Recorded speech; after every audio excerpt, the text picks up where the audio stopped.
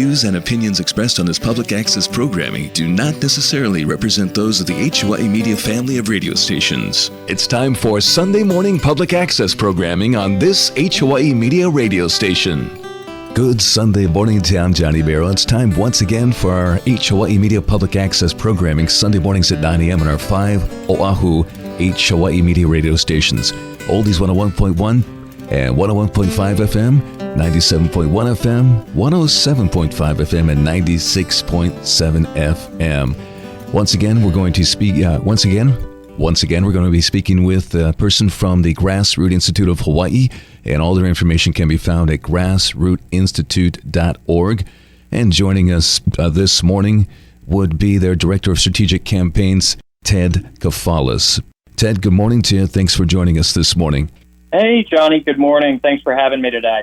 Well, a lot going on at the Capitol, a lot in the news. So that's what we're going to be discussing, the legislative session, Ted, already almost halfway over and coming up on a key deadline called crossover. It's called crossover. So I guess before we move any further into that, can you basically give us some insight into a few of the things lawmakers are working on? But like I said, before we get into any of that, can you please explain what crossover is, Ted, and why it matters? Sure, absolutely. Crossover is when bills move from one legislative chamber to the other. So you have to think of it almost like a do-or-die elimination round tournament. Any bills that don't advance are out for the season. And so out of the more than 3,000 bills introduced in January, probably fewer than half will survive. The state constitution, actually, this is something that people don't realize because crossover is technically March 9th. But the state constitution requires bills to be published at least 48 hours before a final vote. And so that means that the legislature requires all their bills to be out of committee by Friday. And that's what's known as first decking. And so any bills that aren't heard in committee by then are essentially dead in the water. And because of that, this past week we had probably the most bills I've seen in a while. It was the legislature acted on probably close to 700 bills in 7 days. So this is definitely an exciting time at the legislature and one we're paying attention to closely. Indeed it is. Ted, when will we know which bills are dead and which ones survive? So as I mentioned, bills that haven't been heard in their committee by Friday are pretty much dead, but the official crossover date is March 9th. And so, if a bill doesn't get out of committee, it can't get a floor vote.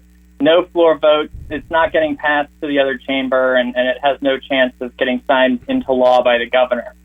So, technically legislators could pull a bill directly out of committee to give it a floor vote, but that's extremely rare. So we already have kind of a good sense of where things sit, but just waiting until March 9th for it to be, official. Johnny, and with us today is Ted Kafalas from the Grassroot Institute of Hawaii. Now, the Grassroot Institute is a nonpartisan public policy think tank based here in downtown Honolulu, and Ted is the Director of Strategic Campaigns. And let's see, Ted, any big surprises, or disappointments about things that didn't make it through, in your opinion? Well, I think if you think back to November, you remember all of the rhetoric about housing.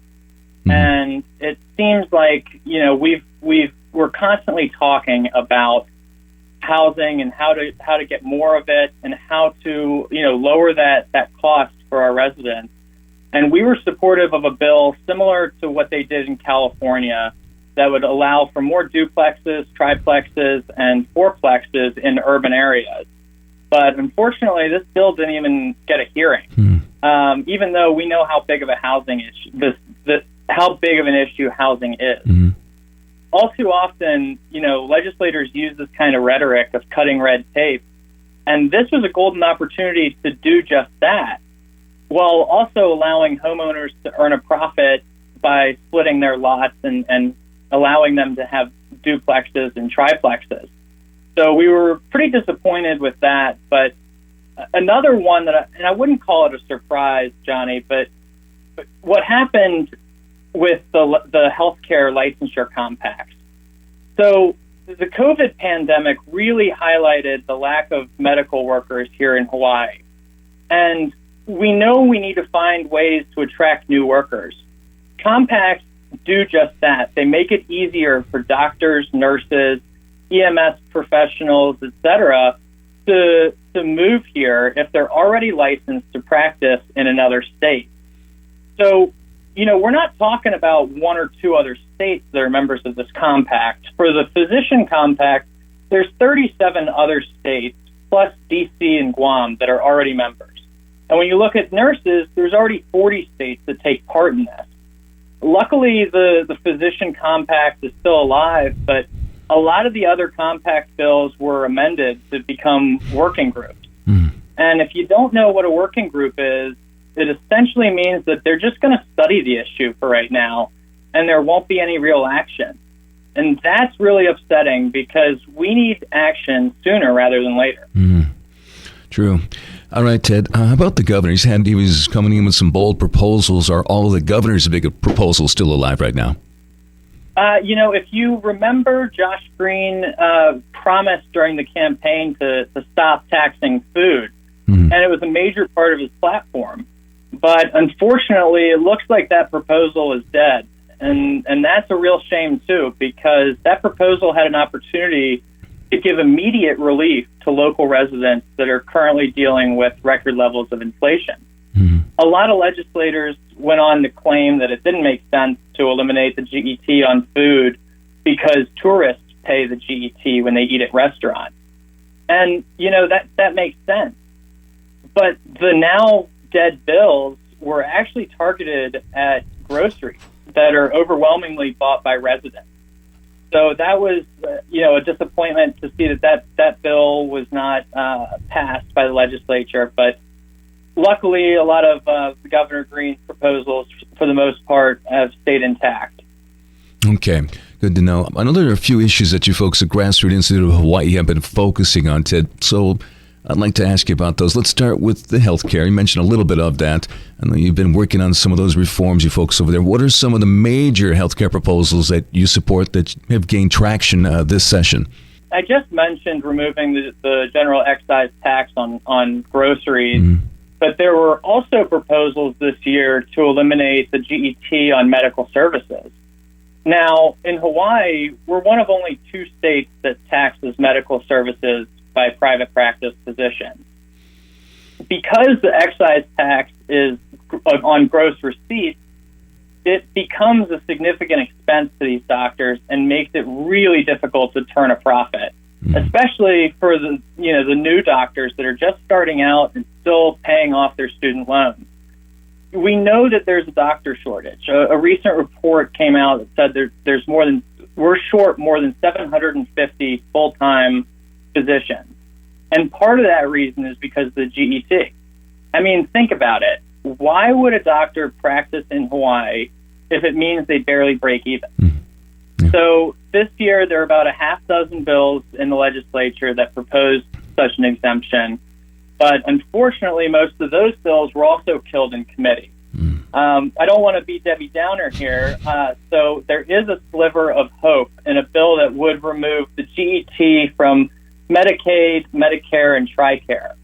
And that's important because we're currently the only state that taxes those services. And the GET can't legally be passed on to those patients. That forces doctors to completely eat those costs out of pocket. And that's also one of the main reasons a lot of doctors refuse to see these patients. That limits access to care, especially on the neighbor islands. In addition to that, we've also been looking at ways to attract more medical professionals to come here to Hawaii to fill the void. We talked about it a little bit earlier, but that's why we're in favor of interstate compacts that would have been adopted across the country. Again, that means that Hawaii would be able to accept medical licenses that were granted out of state, and that helps alleviate the doctor shortage. We should be making it easier for qualified professionals to practice here and not make them jump through a bunch of unnecessary hoops. I know I discussed with Keli'i, I do believe, about not only that, but about the housing for these medical professionals from coming out of state. What about housing, Ted? Are there any housing reform bills that you're following? One bill, along those lines of healthcare is really interesting. It would allow educational, medical, and religious organizations to build housing on land that they already own. Now, that's important because it could be a key to allowing these institutions to get a leg up in recruiting professionals to come to Hawaii. We've talked about it earlier, and everybody knows the high cost of living that we face here. So to be able to bring these professionals into the state and have them find housing easily would be a game changer. I'd also like to just touch on Governor Green's introduction on the first ever chief housing officer, Nani Medeiros, to focus on the housing issue as a whole. Nani has previously said that it's a supply issue and that by increasing the supply, we can lower the prices. And in conversations, she has previously claimed that the government has done a lot of things in the past decade or two that has directly increased costs. So, we're really excited about the potential to work with her and the governor's office to try to cut through a lot of the government regulations that we see that are holding back housing, and we can start trying to get the ball rolling to lower those costs and allow people to stay here in Hawaii. Okay, Tim. Grassroot Institute has focused a lot on taxation and spending. Now, are there any big tax hikes on the move that people should know about? Any tax reductions, hopefully? I tell you what, so luckily a lot of major tax bills look like they've been killed. This includes the capital gains tax increase and the wealth asset tax proposal. Now, some of those may sound like good proposals, but those bills seem to assume that people that are getting taxed would do nothing in response. That would essentially incentivize these same individuals to adopt creative accounting strategies, which we all know they've got some great accountants, and, or they just move to the mainland. So, those things, while they may sound good, they really, once you examine them, aren't great. And luckily, like I said, it looks like they're dead. But, the governor also talked in his State of the State about a lot of tax reform, and he introduced his Green Affordability Plan. So we're really glad the governor is taking this issue seriously. We're glad that the legislature is following through. Those bills still seem to be alive and kicking. So we have a lot to be thankful for when it comes to tax reform. We're hopeful that the legislature will again follow through and actually adopt these tax reforms and give our local residents some much needed relief. Okay, so within that, what are the prospects for the governor's tax plan? We're hopeful that the legislature is going to pass these bills. Like I said, we need relief today. Now, tax credits are always a little bit more difficult than a simple tax cut because people have to remember to claim that during tax season.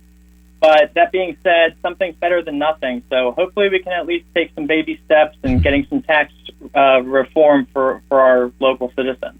All right, joining us this morning, Ted Kofalis from the Grassroot Institute of Hawaii, grassrootinstitute.org for more. Ted, I talked with your colleague Malia Hill a couple of weeks ago about the efforts to make Hawaii's government more transparent. What are the prospects for some of those bills?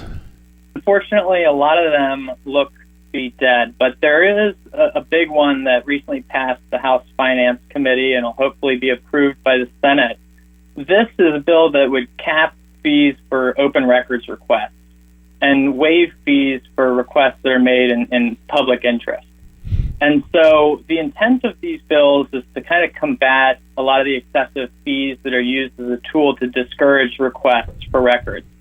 I can't tell you how many times we've made an open records request only to get a price tag of, something upwards of $100,000. And as a nonprofit organization that we have the public interest in mind, there's no way that we can be able to pay that. just to be able to inform people about what's happening in their government. So we're really glad that this bill has some momentum and that legislators are starting to understand that there is value to being open and transparent. Yeah, and there needs to be more discussion on that too. So what happens now, Ted, for the rest of the legislative session, in your opinion? As we mentioned earlier, Friday was first decking, which means that all bills have to be out of their final committee in order to still be considered.